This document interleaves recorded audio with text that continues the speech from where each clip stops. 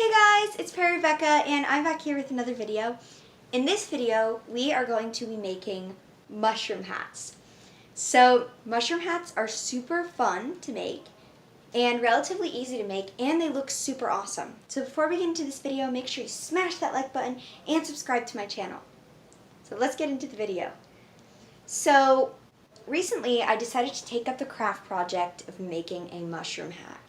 And this is what the final product looks like. That's the inside, and then this is the outside. And I really love how it turned out, and I think it's awesome, so I really wanted to share this process with you guys. So the first thing you're going to want to make is the base. So but before that, you're going to want to get your materials. So the materials you need for this is cardboard. You're going to need a lot of cardboard.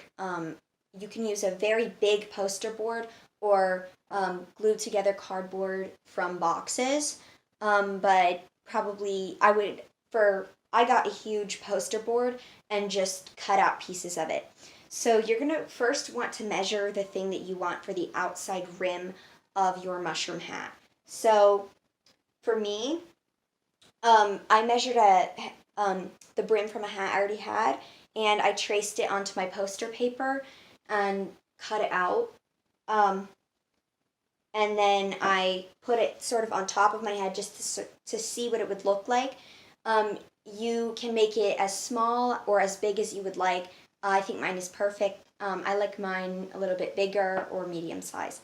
So after you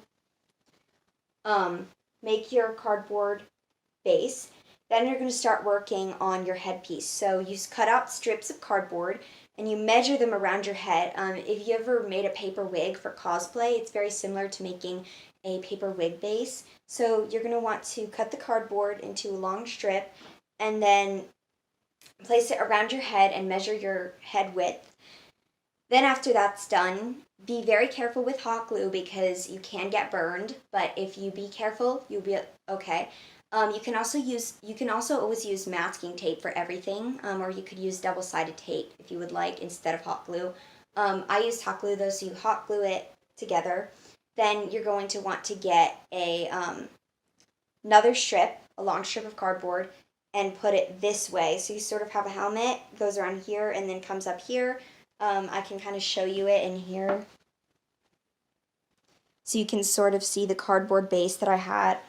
You sort of have this strip that goes like that, and then you have how it goes the other way.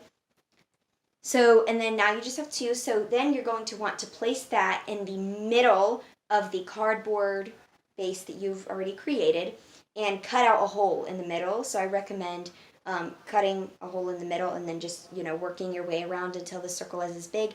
Then you're going to want to get some masking tape and tape it all together. Make sure it's very secure. And then, for me, I added a lot of extra reinforcements just for shape. You can add more cardboard strips in whatever way you'd want to make it more structured and have a better structure.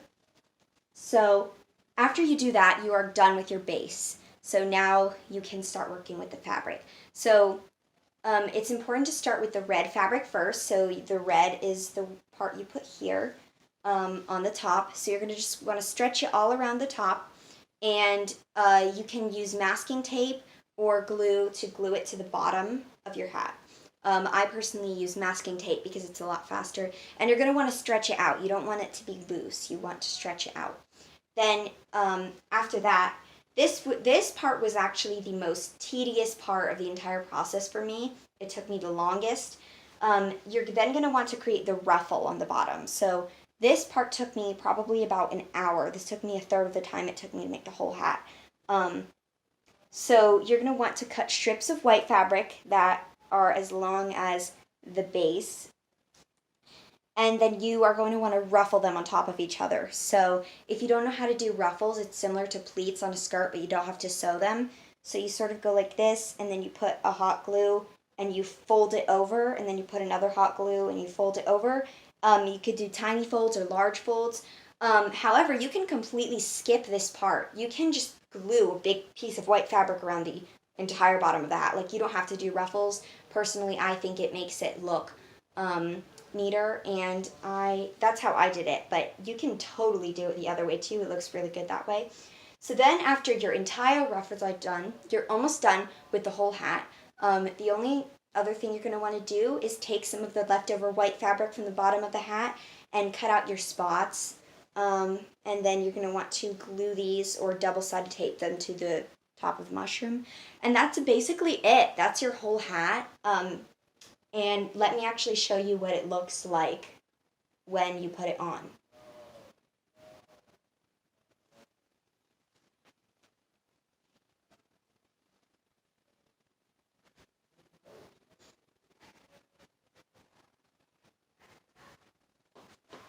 So this is what it looks like when you put it on, and it's like super cool. I like to put it like this from the front. You can't really, the bottom is really important to do because people are going to see the bottom when you look up like this, or you can always wear it like this. I prefer to wear it like this, sort of like a bonnet, but it fits really nicely. Make sure you get the right head shape. I messed up on the head shape and had to redo it multiple times, but it should look like this, and it looks really cool. Honestly, it looks just like a mushroom, and I really love it. This is great for cosplay. I plan to do a Toad or Toadette cosplay from Mario with this hat. There's so many characters that you could do with mushroom hats. And I just think it's a really fun project. The total time taken was probably about 3 hours. Mine took probably about 3-4 hours. But that's mainly because of the ruffles. If you don't want to do the ruffles, that's fine. It will take you a lot less time. But yeah, thank you guys for watching, and I hope you enjoyed this video. You can ask me questions about how to make these or how much fabric you need. I'll gladly answer those. So thank you guys for watching, and bye.